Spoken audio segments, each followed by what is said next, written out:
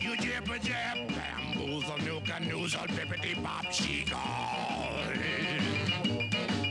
You jibber jab, bamboozle, nuka, noozle, bippity bop, she-call. I mean, you keep on talking, but you don't know where to turn it off. My vodka is weak. I'm Jon Caldara, president of the Independence Institute. You're watching Independent Thinking. Here in Colorado, we're one of about 17 states that has what's known as the initiative process, which means you and I, well, we get to put things on the ballot and change the laws and even the Constitution. It's a good thing, I think. A lot of people hate it, and it's under attack. There are now new laws that say how we get our petitions and how they're going to be signed if we want to get something on the ballot to do so. To talk about that, from Hale Friesen, a good law firm here in town, Ryan Call. I like that, Ryan Call. You also represent the Republican Party here in Colorado as their lawyer. That's correct, John. Yeah, we do a lot of political work through our firm, and I've been involved in both campaigns as well as initiatives works over the last few years. So it's fun to be with you. And celebrity lawyer to the stars. David Lane, who represents every weird case I've ever heard of, and a couple good cases as well. You're drawn to this issue. Why? Well, I mean, I was approached, as I am in every case, by some people who are running initiatives, ballot initiatives, and they believe that this statute is unconstitutional. I took a look at it, and I agree with them. Well, let's talk first, give people, lay the groundwork. Here in Colorado, we've got the initiative process. It means that you and I, if we say we don't like what our legislature has done, we don't like the laws that are in place, we're going to go up there and change them. We're going to pass around a petition and put something on the ballot. Not only do we have that right on the state level, but also on every city level we have the right to do so. A couple of counties we have that right, but the majority of them we do not. And of course, school boards do whatever they want, and we don't have a whole lot of say in that. There are a lot of people on the left and the right who say this is not a democracy. We have a republic. We hire these guys, they go down to the state house, and we shouldn't have uneducated people putting things on the ballot. Look at what we've done to the state budget because there's too many things in the Constitution.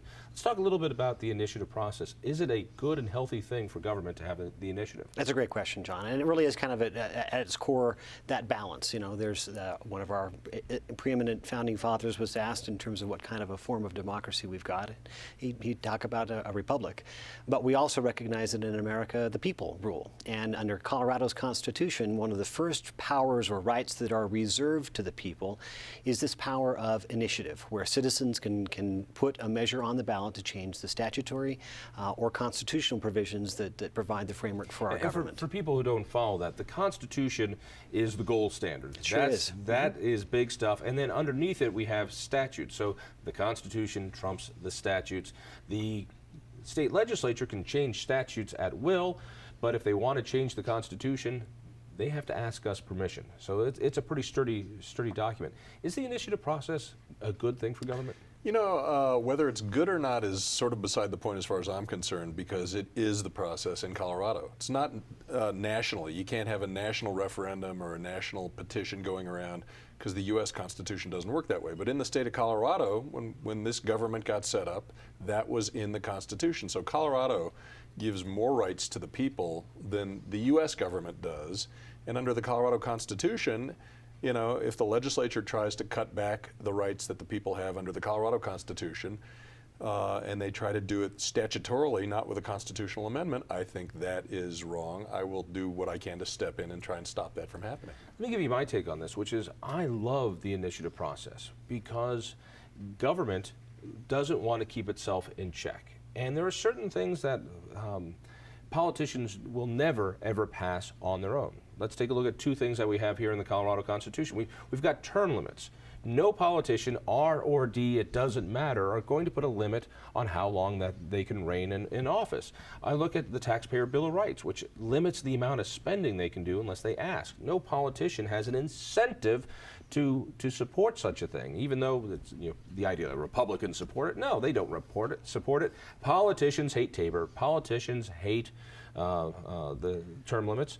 And without that, we, the citizens, wouldn't have a good check and balance on government. But John, one of the other challenges you've got is, you know, Colorado's initiative process is good, and we can point to some of those good initiatives that have, you know, reasserted the authority of the people over their government, and that is kind of at its core what we're talking about. But you also have to look at some of the other initiatives that sometimes make it on the ballot or sometimes have been put into law that lack that deliberative process that the representative government provides for.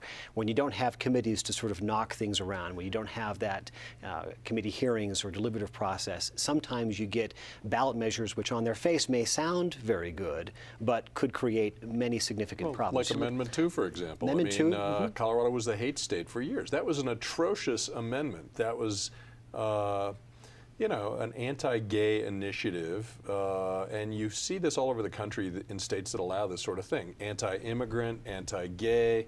But we passed a ban on bear traps and put it into our Constitution, and there was no more pressing issue in America than that. I understand. That's another criticism of the initiative process, which is it just clutters up the Constitution with, and no parking on this side of the street every Tuesday, third Tuesday of the month between April and November between 6 and 8 a.m.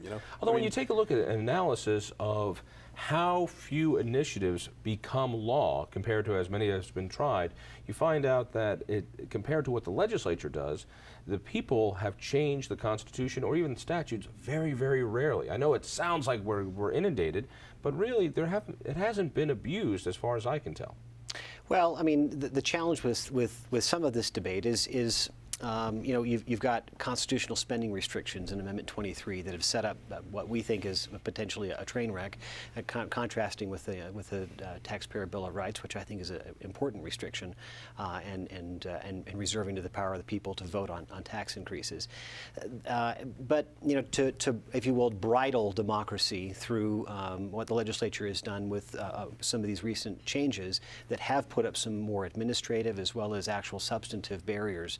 That's that debate, is where do you draw that line? Where's that balance between representative democracy and that kind of unbridled, unfettered democracy, which sometimes creates problems? Let's get into some of these changes. Now, can we all agree that politicians, people in power, do not like the initiative process for a whole host of reasons? But I think among them is that it can interfere with what they want to do. I would call it a check and balance. You might call it an interference. But politicians don't like it. And they want to make it more difficult. Matter of fact, last year they were thinking about trying to make a higher standard for constitutional changes rather than statutory. But the one thing they did do was pass, was it a House bill? That's correct. 1326, and it changed the way we get petitions. Now, I've been involved in a lot of different initiatives, and the one that I got on the ballot last year, which was Amendment 49, I went out and we needed to get about 100 to 120,000 signatures, knowing that we needed about 80,000 that were valid, and then it goes on the ballot. And now I don't know 120,000 people. Come on, I I know don't a believe lot. that for a minute. I've had some great parties in college. And I've seen your Facebook page, so I need a lot of people following it. It's true. But even if I got all of them and a few of my fake friends to do it, I couldn't do it. So what I did is I paid somebody. I went down to a reputable firm, and it's hard to find a reputable firm in this business because it is an odd business. And I said, here, get me signatures. And I paid them, and they gave me stacks of valid signatures. Now, first of all, let me ask you. Wait a minute. They went out and collected stacks of valid signatures. On your they behalf. didn't just give you for the money. Here's your signature. From my point of view, from my point of view, I wrote a check. Right. They went out and collected collected the signatures. They did not buy the signatures. They paid people who collected those signatures, and they gave them an incentive. Before we get into the changes of 1326, is there anything philosophically wrong with doing it that way, or does it have to be volunteers? Not at all. I mean, politics and engaging in political advocacy or speech takes resources to do, and so hiring people to get out there and either communicate your message or to help get you on the ballot so that you have an opportunity to place that question before the voters is entirely appropriate.